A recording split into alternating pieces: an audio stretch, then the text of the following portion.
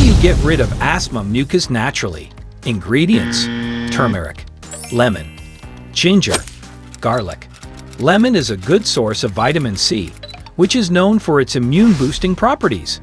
It may help support respiratory health by promoting overall immune function.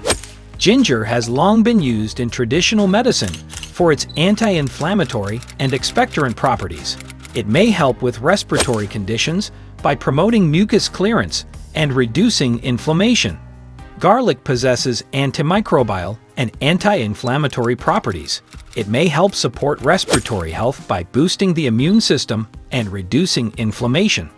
Turmeric contains a compound called curcumin, which has been studied for its anti-inflammatory and antioxidant properties.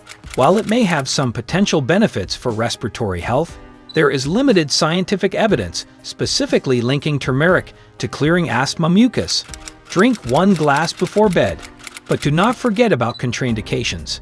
Be sure to consult your doctor before use.